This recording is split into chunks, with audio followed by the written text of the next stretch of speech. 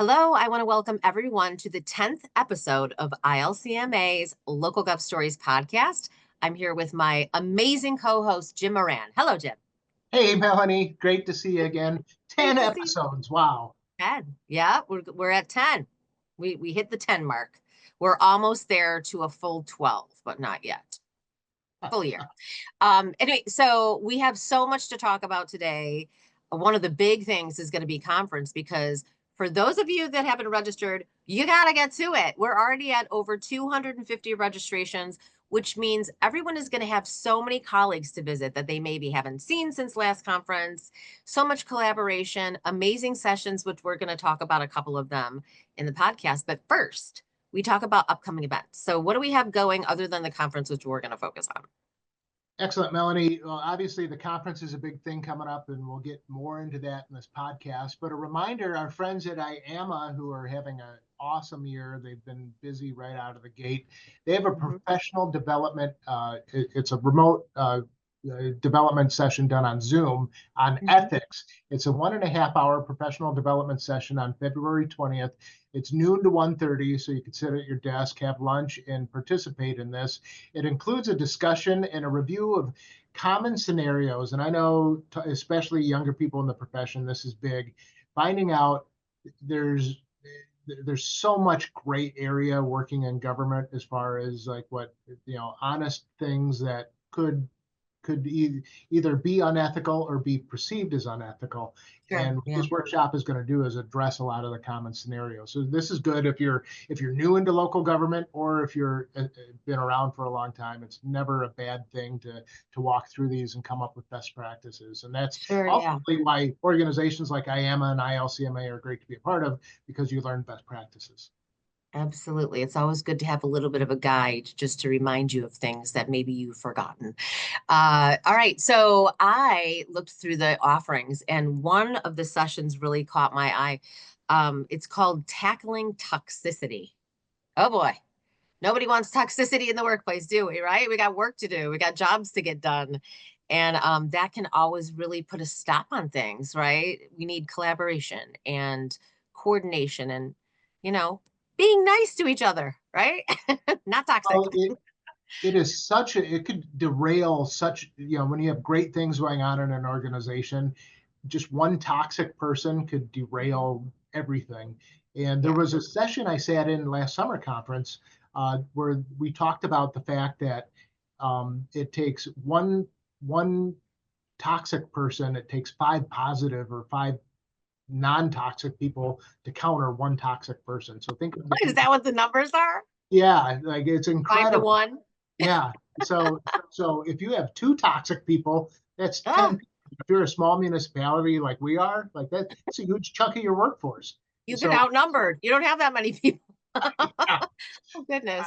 And so learning how to address that in a way like I don't, I think most people that are toxic, it's not like they wake up wanting to be toxic. Sometimes it's Yeah. you don't understand what they're doing leads to toxic behaviors in the workplace, Yeah. or they do.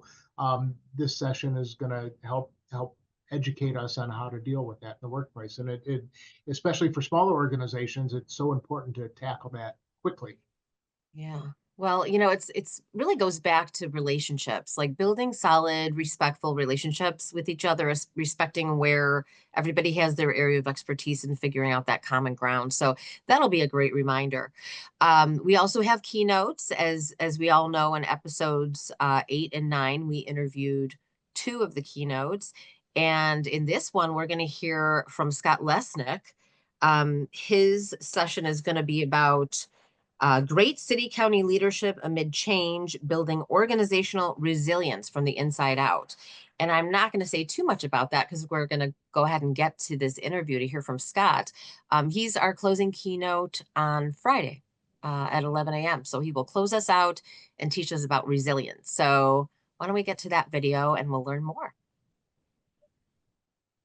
Hello, everyone. I have the pleasure of bringing you Scott Lesnick today. He is one of our keynote speakers for the upcoming conference in February 5th through 7th in Normal at the Marriott. Scott's business is Successful Business Solutions, and he is a certified speaking professional, which actually he is one of only, is it 900 people across the United States? Yeah, across the globe. Yeah, Across the globe. So yeah. very elite crowd of people who have this special certification. And we are so fortunate to have Scott coming to our conference. So thank you, Scott, for joining us first. Thank you for My being here. pleasure. Thank you. Thanks for having me, Melanie. I'm excited. Absolutely. And along with ILCMA, we are so excited to have you and see you at conference. So let's jump right in. I know that your presentation is Great City County Leadership Amid Change, building organizational resilience from the inside out, something that is very much in line with the whole entire theme of conference. So tell us a little bit about your background and what brought you to be presenting for something like this. Background is I worked in corporate for a few decades managing sales teams, and it was great. But I decided to write a book or two, and that got me into speaking. Deciding to write a book or two sounds simple, as you know, it isn't. But Oh. I climbed that mountain and made it happen. And then I got into speaking 14 years ago, and I have 3 presentations and keynotes that I do and interactive sessions. And I was asked to present this one on change, which I'm very familiar with professionally and personally. And because everything's customized, I was like, heck yeah. And I've spoken to so many city and county leaderships and conferences and public sector. It was like, yes, great fit. I'm in. Perfect. Wonderful. And I know we talked a little bit ahead of time just to get to know each other, and you discussed that there are 7 things that connect all of us, and that helps to strengthen organizations and strengthen culture and connectedness between people. So do you want to talk about those? They're very interesting. I'm sure people. Absolutely. Absolutely. You know, when we talk about change, it's a real challenge. Some of the people at the very top can have a challenge with it, and some don't. And we don't always know who the person's going to be. But when I ended up doing a survey and putting it together at conferences and at organizations, I wanted to find out what really connected us all and what allowed us to work well together, how we could retain and attract people and grow communications and collaborations. And when I was all done, we started sifting through all this material, which took months, and we got down to 13 things that really resonated with people. But 13 things did not fit well on a slide, so we boiled it down to 7, and they are in no order. And this is what this is what people at conferences and organizations kept on saying they wanted. They wanted to be respected. It didn't have to be over the top respect, but respect was very important. Communications, communicating connects us all and helps through change. If things are happening, communicate with us. Let us know. You hired us, you vetted us, communicate with us, trust us to work through things. Listening. I heard this so many times, and then I heard it during the pandemic, and I've heard it afterwards. People want leaders and managers who listen. They're not always looking for advice or solutions. Sometimes they are, but they want you to listen. And I've actually been in organizations where part of my presentation was just on helping managers and leaders become better listeners. It's not easy, but it's a form of exercise, and you can be taught how to do that better. Positive feedback was one of the 7. People wanted positive feedback, and they didn't get enough of it. And as we said, talked about earlier, it's not quite as important as a bonus check or a raise, but it's way, way up there. People like a pat on the back. They want to be recognized for doing a good job. And these are things that we all want. Mentoring and training, I was surprised that this rose so high, but I heard it so much at conferences I shouldn't have been. The problem is we don't always take the time, effort, and money to put into our employees, send them to conferences like yours and do all these other things. But when we do, we retain them longer. Their productivity is better, and they end up climbing the ladder quicker and reach other positions within an organization. The 6th, in no specific order, is folks wanted to have the open sharing of ideas, information, and knowledge happening all the time. They didn't want to work someplace where they weren't sure if they could share this idea or if they had to run it up the ladder. They just wanted to be able to share it Yeah. It saves time and it's productive and it works. And the last one, and this isn't new, but we talk about it more now, is culture, culture, culture. People want to work somewhere where they feel that they belong, where they feel like what they are doing makes a difference.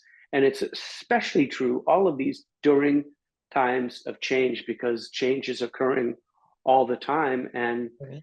Yeah. it's something that, city and county managers understand, and we need to make sure everybody is helping staff with. Absolutely. The profession itself, I work with local government and see how dynamic these individuals that are leading these organizations have to be on a daily basis.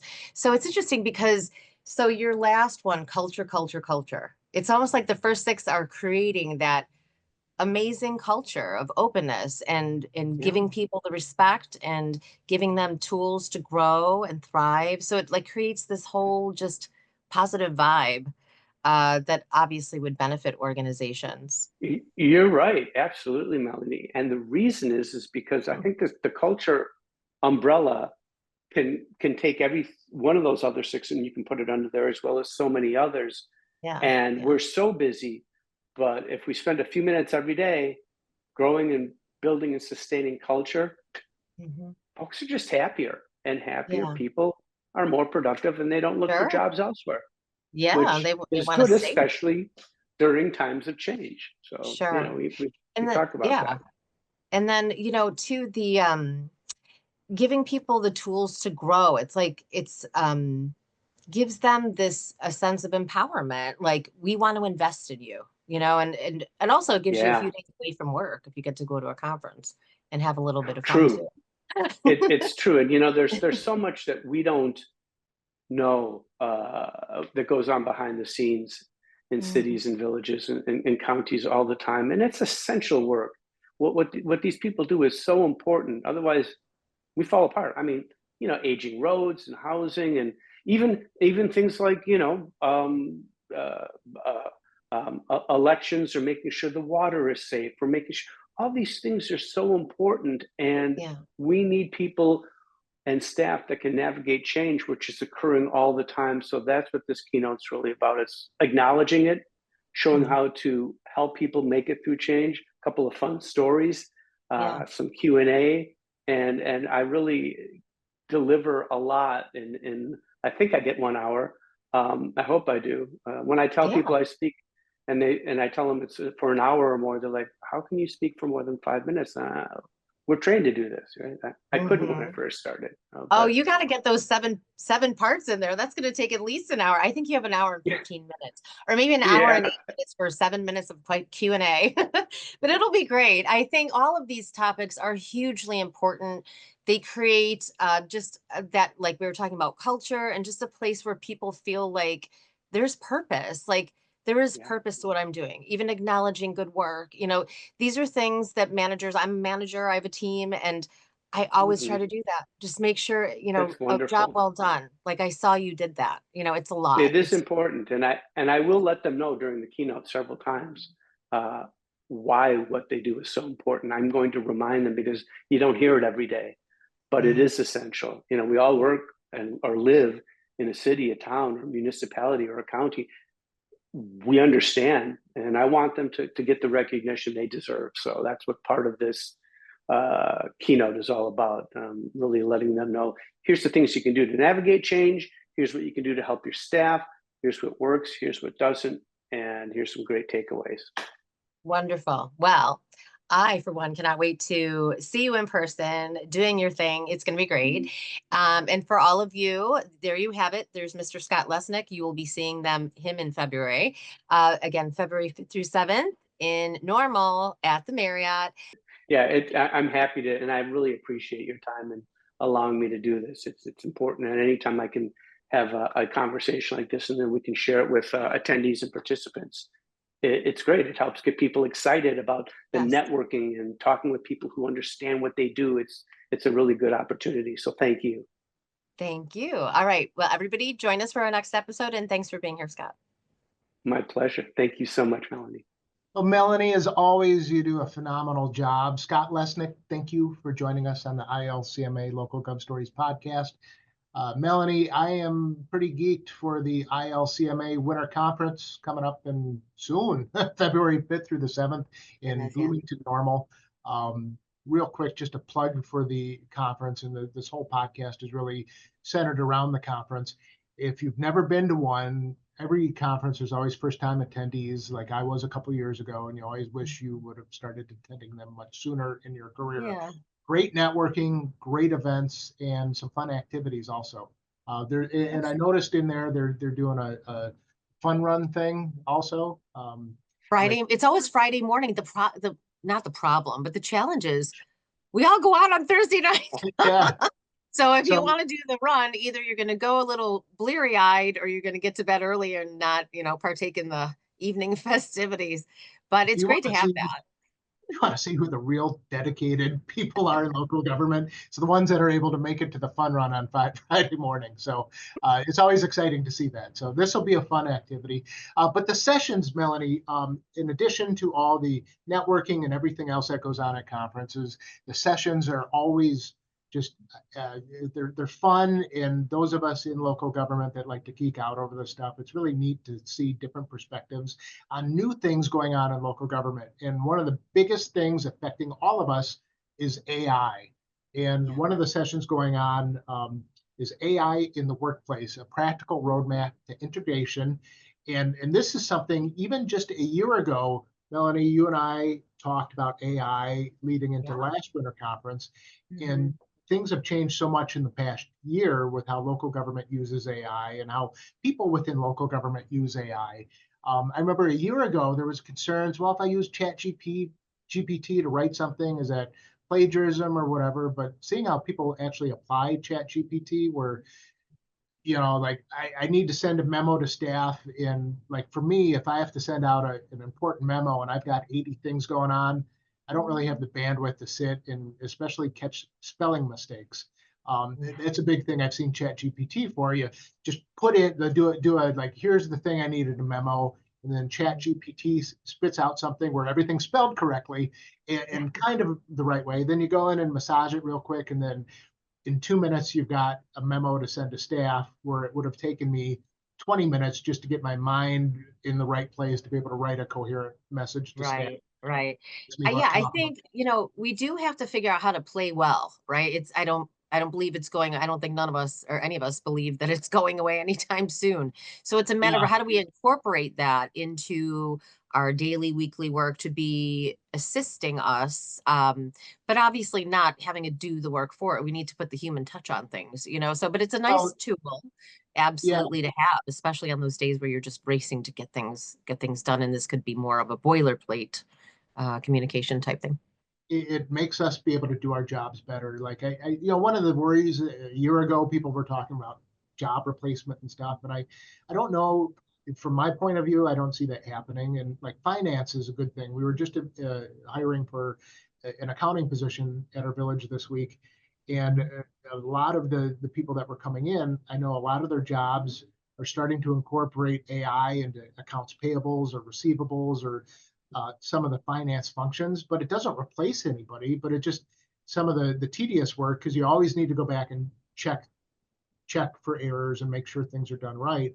But this Yeah. assists with a lot of the minute stuff, so then you're Mhm. able to address the bigger picture things more efficiently. Absolutely, absolutely. So that'll be a great session. Another one coming up: financial readiness, preparing for your retirement. A lot of times people are so busy just doing the daily work. It's like, what are you doing to plan for that? So that's going to be moderated by Dave Cook of IPBC. Many of us know Dave, and they'll have an individual from IMRF, someone from the Social Security Administration, and the vice president of sales for Midwest region Mission Square Retirement. So three different professionals to help gain perspective on planning for that. So that'll be useful and helpful for many.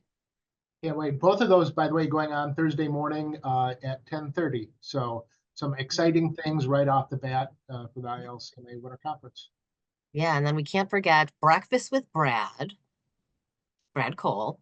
Talk about him often because he provides such insight into what's happening statewide that affects all of our municipalities, whether it's where we work or where we live. So really insightful and always a fun way to start Friday morning. Yeah, so Brad's got a great, fun personality, and he is extremely knowledgeable when it comes to local government. And a plug for IML, I think most of the municipalities, I think we're all members of IML. I've been using their grant finder on their website lately to have identify you? grants, and it's been a very useful tool. So for what it's worth, there's your, way to optimize your membership to IML. Yes, go look at those grants, everybody. Let's talk a little bit about our next interview. Mr. Billy Tyus, he is the Senior Deputy City Manager for the city of Bloomington. And I won't give it all away, but Billy and I go back many years, more than we might want to talk about, because I think we both agreed in the interview we were starting to sound old with that many years ago. But I won't give it away. So we'll move on to the interview with Billy and hear about a day in his life and what he loves about local government and other fun details and information. So let's take a look at that. Well, today I have the honor of interviewing the one, the only Billy Tyus, who is in the city of Bloomington now. But before we get into how amazing his trajectory in the local government profession, we're going to talk about our background. So, because Billy and I have a past, not that kind of past, but like we go back. No, yeah, we So, go back. Billy, thank you for joining us today. Absolutely. Absolutely. So let's see. If we say how many years, it's going to make us sound old, but that's okay because That's all we'll right. be honest about that. So we're talking in the year 2000, Yeah. Yep. 25 years ago. We worked together in a unique capacity because I was a reporter in the city of Decatur and you were the public information officer for the city of Decatur. Absolutely. So in the year 2000, and that was my first year working for the city of Decatur. And I came there to serve as a public information officer, as you mentioned. And before that, I had been a reporter for like 5 years for the local newspaper. And so we both have a media background as well. And I just remember Melanie calling all the time, just after council meetings or after other events, like, hey, what's going on? You got to tell me what's going on. And it was cool because she was always so very, very nice and so very, very pleasant when we would talk. And it was, I think that sometimes people think that governments are secretive and they're trying to hide things, but we're not. Like, we just don't always do a great job of telling stories. So I was always very, very glad to share with you, what we had and what information we had. But yeah, I remember that vividly. Like Yeah. it's pretty cool. You were my lifeline because I was newer to Decatur. And so, in any town, there's like some backstories and Yeah. understanding the history of things. And so you totally filled in like many blanks for me. And that's how we built a great relationship. That's the great relationship between government and the news media. If you can establish that, like that's where good things can happen, where you do show transparency and there is a story to be told. So that was very awesome. You're absolutely right. And you said it. I believe sometimes governments can be defensive because we're afraid of how a story will be told. But a lot of times that happens because a government hasn't been open. When you build those relationships, however, you break down those barriers, you're less likely to have those kinds of problems. And so we have a policy here where we're going to overshare as best we can. And there are going to be times when the stories don't turn out like you want, but there are times when the stories need to be bad. And what I mean by that is we don't always get it right. And so we can't expect the media to sugarcoat what has happened when it's a bad thing. But typically, if you're sharing and if you're providing information regularly and you're building those relationships, you don't run into that a whole lot. So yeah, I remember that. Yeah. We do a lot of crisis trainings, and I always, part of it is called "You Can Fall on Your Sword." It's okay. Like there are times, as you said, it's not going to be the greatest, but the fact that there is open sharing, that feeling of transparency and connection, like I believe sees you through pretty much anything. I agree. So let's see. So then let's go back in history a little bit more. So in 2002, I left and went to the city of Chicago to do some news reporting there. And from 2000 to 2002, you were at the city of Decatur. Yep. So I served as the PI, a public information officer, for several years, and the years actually run together for me. And then I did that for several years, as I said, and then I became assistant to the city manager, which is really people who are in government will know what that is. And Yeah. then I became assistant city manager for several years, where I did economic and community development and planning and zoning and those types of work.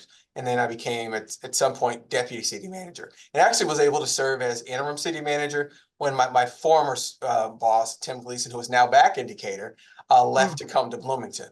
And so I was able to actually serve as interim city manager during that time. And I'll tell you, government has been very, very good to me. Like, I've had opportunities that I never would have imagined in terms of both professionally, but also some of the things I've been able to experience. I've been able to travel and do things that I would have never planned to do. You know, it's funny when you're young. When I was younger, you think I thought, okay, I'm going to do this government thing for 2 years. I'm going to move to New York, and I'm going to live in Manhattan, and I'm going to have that life. And then, Yeah. almost 25 years later, I'm still in government. And it's been really, really a great career for me. And like I said, I've been able to do some really, really good things. I got to go to Cuba one year, for goodness sakes. Like, who does that? How And so, exciting. yeah, it's Yeah. part of the work. And so, Yeah. it's just, it's a great career. I encourage folks to look at it as possibilities, because this is where the decisions are made that impact people the most. Yeah. So I'll get off my Daily side. lives, Yeah, daily absolutely. lives, right? Daily Absolutely. lives are affected through local government, and through the podcast we're really hoping to help people see that, obviously the people who work in this profession, but this podcast goes out to everybody, so really helping people to see under the hood of what's Yeah, happening behind the scenes, because there is so much. that's um absolutely. so let's see, so then you were in Decatur, and then where did the movement happen where you went on to Bloomington? So I was in Decatur for 19 years, almost 20 years. And Wow. then my Tim Gleason, who was my prior boss, Mhm. and before I go any further, Tim has been a mentor to me, and I loved working for him, and he's just a overall great guy. Like I said, he's back in Decatur, but Tim Yeah. moved on to Bloomington, which is here. Mhm. And Mhm. then I think 8 months later, I moved to Bloomington as well to become deputy city manager. And then, Tim was here, I think, 4 or 5 years, and then he is back in Decatur, as I said, but I'm here, and it was a great move for my family. Yeah. My wife and I had twin kids, a boy and a girl. And so we all moved here, and we love it here. But I Yeah. moved here probably 8 months after Tim did. And so, like I Mhm. said, it's been a great experience. It's a great community. Yeah. Great move for us. Lots of things to do, just great school district, just a beautiful, vibrant community. And so Decatur was a great place as well, but Mhm. we were excited to be able to move on to this next chapter. Yeah.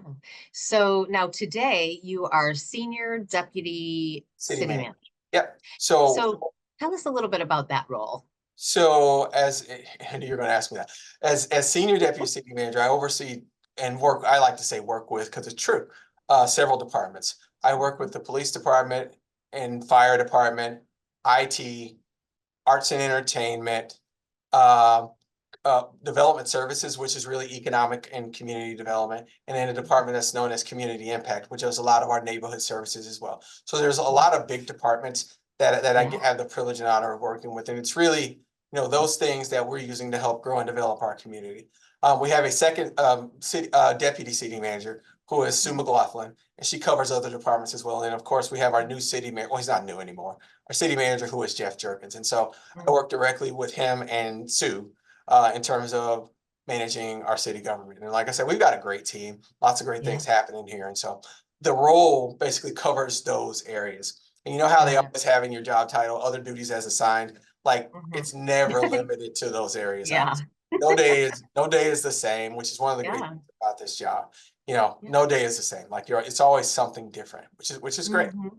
And for certain people that works, Yeah, like yeah, having just that great diversity of just absolutely. experiences and people, functions of the government organization wherever you work.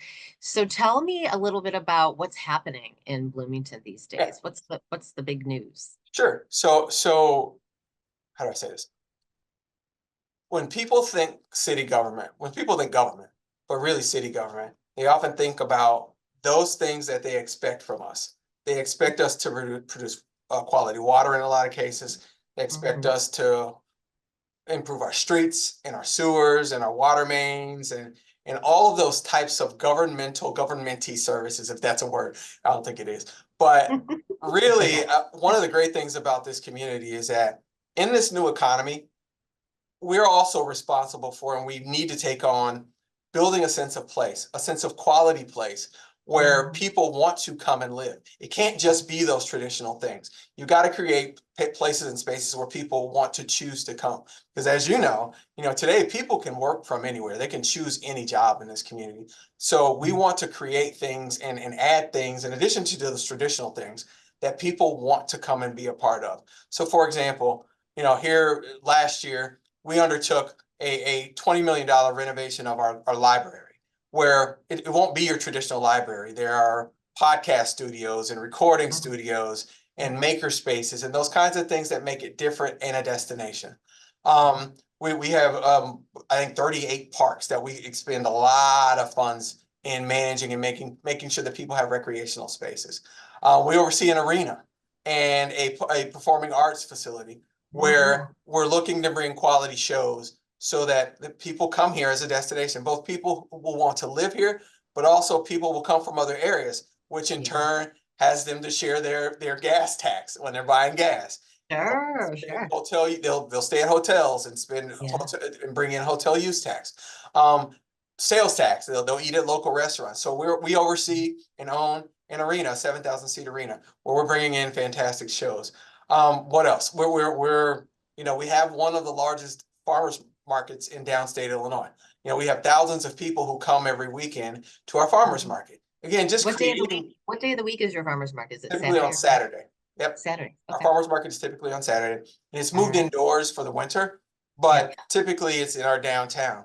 We have a concert series where we call Concerts on the Square, where on Friday nights we have outdoor concerts in our downtown. Again, just trying to create that sense of place so that when people are done working, they have something that they want to do that draws them to our community. Okay. So, and we're seeing thousands of people come here. We're one of the rare communities where we're not in Illinois, and Illinois is a great state that's seeing population stability and in some cases increase. So, there's a lot happening here, and it's beyond the traditional, and we're excited about it. We really are. That's awesome. Streetscape project. We're undertaking a multi-million-dollar downtown streetscape project, which will bring new landscaping and lighting, and we're going to be narrowing our streets and making the downtown more walkable. We're going to adding spaces for biking and recreational playable art, those kinds of things. The council unanimously approved that plan back in April, and it's currently in design. And that first phase, if they approve the construction designs, will kick off in the spring. Again, just creating those senses of place that people want to come to. So we're excited about what's happening. I'm excited. I want to go to Bloomington now. You're welcome. That's why I asked. I love farmers markets. So I was like, okay, maybe I can drive down on a Saturday. And also too, when you create that, place where people want to be, that's an attractor for businesses to have a thriving business community. And it's so interconnected. And obviously they're paying property tax and sales taxes that help to fund government services, which is something I don't know if everybody thinks about that. That's absolutely right. Yeah. Absolutely right. And I'll tell you a story about that if you got a second. So a couple things. One, we recently were fortunate enough to attract a semi-pro hockey team, the Bloomington Bison, who was an expansion team that started playing in our arena in October.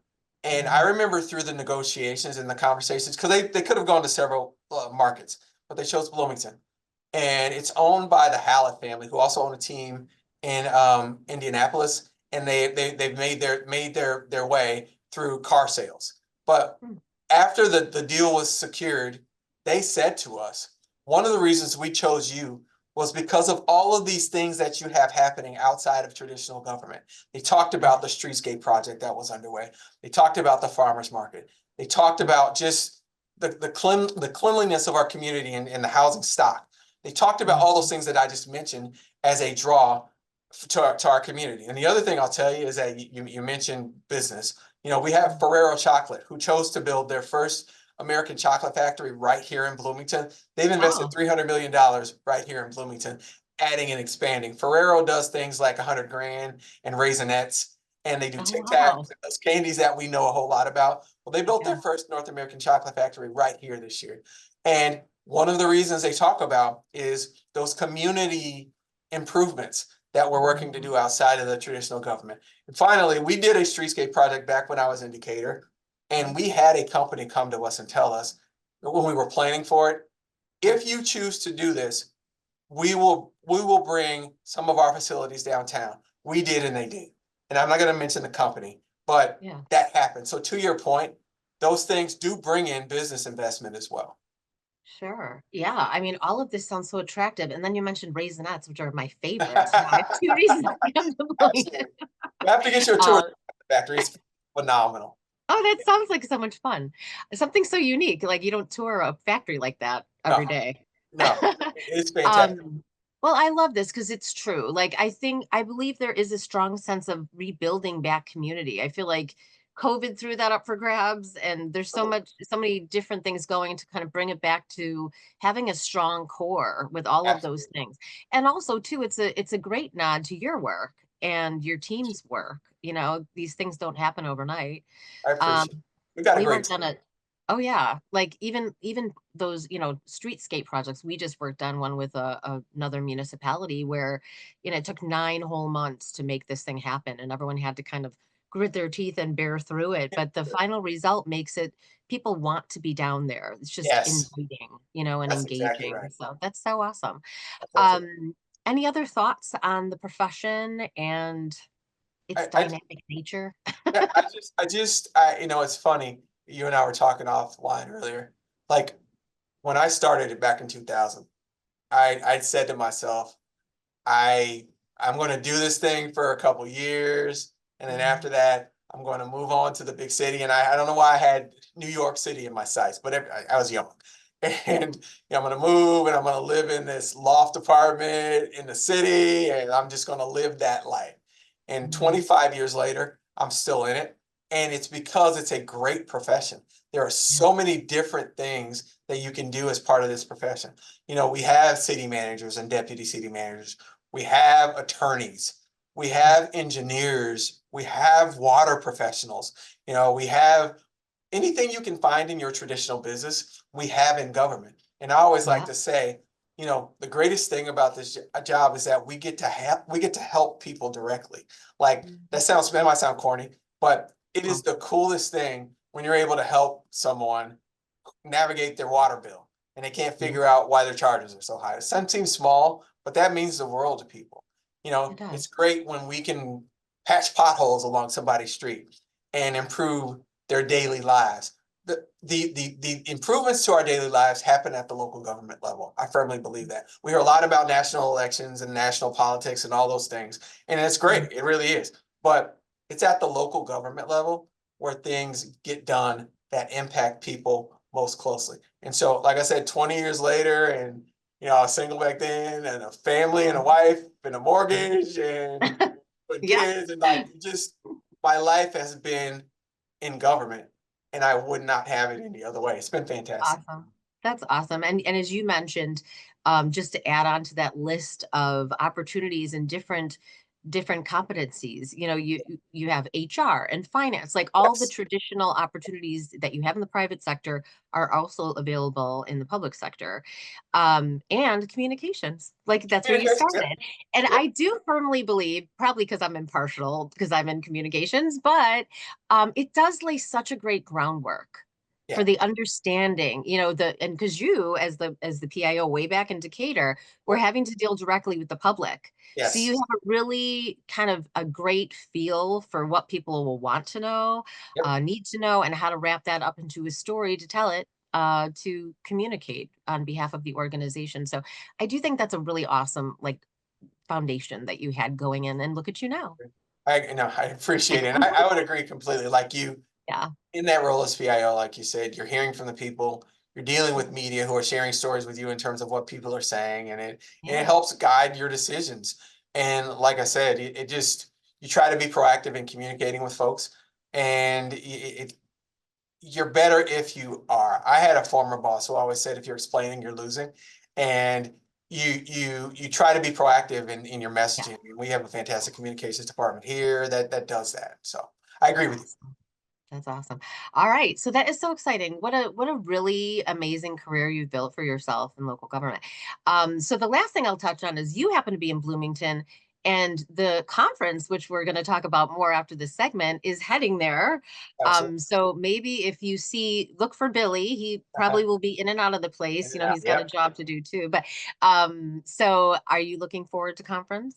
I absolutely. I mean, I do every year, both the Yeah. winter conference and also the spring summertime when Yeah. there are conferences as well. And again, ILCMA is just a fantastic organization. It really, really is. It does so Yeah. much for so many people in the profession, and it's to some degree it's like family. Like you Mm. look forward to the conferences to run into the folks that you don't see, Yeah. at other times, and you're able to share war stories and talk about sort of things that are happening. It's just a great opportunity to get together for those of us who are in the professional and share and talk and bond. Like we absolutely, you need that because you exist in your city silos and you need the ability to talk to folks and see what other people are doing and learn. You can never Yeah. stop learning. So Yeah, absolutely. Well, everybody will have to try to find you. You'll be running around like everybody else, but I will see you at conference, and we hope to see everyone at conference. And after this, we'll talk more about the final details before we head to conference in, oh gosh, it's just a few weeks away. So thank you, Billy, for joining us today and sharing with us your journey in local government. It's been great to have you. Thanks. sure. As always, thank you, Melanie. Well, Melanie, I really enjoyed your conversation with Billy. One of the things that I really love is his career progression. One of the things I was just talking about this week, communications people, and you and I are kind of both biased when it comes to this, but the A thing I little like, bit. the communications people we have to be experts in every department within a municipality when you're talking about water main breaks or police issues or fire issues or finance issues. We have to be experts to be able to take that information and make it digestible for the public. Yeah. It's cool. I love seeing people go from a PIO position like Billy or Mm. communications roles moving up in the administration and government because I think communications is a really good foundation, and Billy's a Yeah. really good case study of that playing out in reality. So, Yeah. great interview, great job, good job, Yeah. and He also, what I think it does too, and we talked about this in the interview, but it creates a really solid perspective on understanding, what the resident or business is thinking, and to carry that into, higher level leadership. So it's almost like it prepares him to really understand what the challenges could be or the questions could be, from a more of a leadership role. So in that way too, I think it really has got to be helpful. And obviously look how far he's come. So he's yes, doing something right. great interview. I love it. So, one of the things we're hitting hard today, ILCMA Winter Conference coming up beginning Yes. on February 5th in Bloomington Normal. And Mhm. registration is underway online right now, ilcma.org. And we'll kind of wrap up with registering and the importance of booking your hotel room and registering Yes. as soon as you can. Um, Mhm. Well, but before we go, are we going to touch on a couple different sessions just to yeah, whet so people's appetite a little bit more about all the great things that are happening? we talked earlier about Thursday. How about looking at Friday morning? There's a couple Yeah. sessions I'm Well, excited. one of them is called Building an Emotionally Intelligent and Inclusive Workplace. EQ is a very hot topic, right? You have to be able to understand from an emotional perspective why people function the way they do, what lights them up, what gets them going, and making sure you have a deep understanding of that, and making people from the inclusive end just feel a part of your organization, part of the larger effort, right? You're a valuable team member. And I feel like, back to the toxicity, it's like working on making sure that we have a solid wheel that keeps moving, and so I think both of those sessions will help us to, help leaders to identify maybe where there's some deficits or maybe where there's, some strengthening that can happen in order to move better as an organization. Well, especially being in a city manager and administrator role, being able to have a workforce that you can depend on, and part of that is just engaging them and see, different things mean different things for different people, Yeah. and being able to build the relationships with your staff to be able to count on them and to be more efficient at the end of the day. Yeah. And One trust of and the other trust in them. Put your trust in them too, or give them the tools they need so you can trust them. And that's at the end of the day, that's going to give you a better weekend with your family because you could Yes, mind off of work for a couple of days and know everything isn't going to fall apart.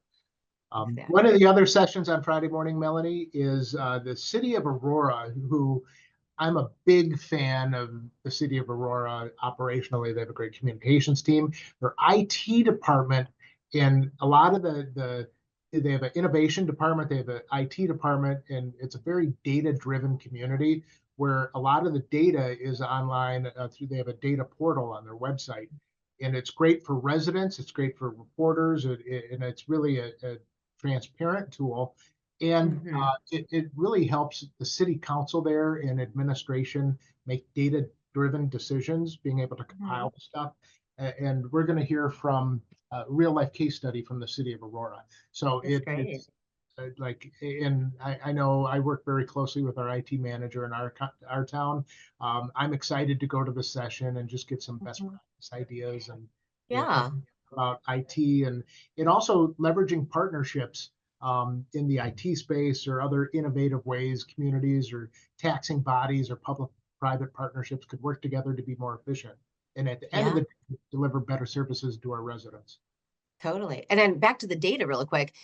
We just did this for one of our clients where we literally bulleted out like 4 pieces of data that really helped to tell a story. Over 2024, it was something like 935 squares of sidewalk were replaced. So that kind of helps people to go, okay, now I'm not going to trip on that, divot in the sidewalk anymore, or however many miles of roads where snow was cleared. Just it's really, those are interesting to pick out those pieces and help people understand really the impact that local government has every day, just the things that they don't even think about. It helps us paint a better picture with going back to communicating to residents. And Yeah. also when you're applying for either grants or just planning for the future, Mhm. hey, we've changed X amount of sidewalks in the last few years. We're going to do it X amount this next year or five Yeah. years down the road. So it just helps strategic planning. And telling the story, like, there's, even though sidewalks aren't, very sexy to talk about, there's a story of Yeah. the village or the city is, wanting to make sure that this is a walkable town and it's safe for people. So Yes. just those little pieces, like pulling those pieces out, is so important. Before we remind you again to register this week, because actually, so conference is a week from this Wednesday, so it's closing in. And as we said, there's over 250 people, which means you'll have so many opportunities to engage with colleagues that you haven't seen, share ideas, attend sessions. But there's also a social angle to conference. We want to talk about the social, right? Thursday Um, night. Thursday night, you got to get to bed early if you're going to go on the fun run or the fun walk. That's going to be at the Children's Discovery Museum. Starting at 6 o'clock. So dinner will be there, and you can gather with your friends. And then IAMA is hosting the social event from 8:30 until 11:30. But again, if you're going to go on the walk or the run, you might not want to stay that Oh, long. you do. Yeah. Or you do, and Uh, then you just go there kind of sleepy and wake up. So ILCMA website, register today. Make sure you register online, and then also make sure you book your hotel room before you're staying in Decatur. So all that information is on the ILCMA website. Yes. So thank you all for joining us. We cannot wait to see you at conference, and do look for Jim and I. We will have our little area with our banner. We'll be doing live interviews coming off of keynotes and sessions and the social events, and just wanting to hear from all the members how they took in the conference or are taking in the conference, and help others who maybe aren't attending this year to understand how much fun and how much education and enrichment there is at conference. So we will look forward to seeing you there. See you next week. See you next week.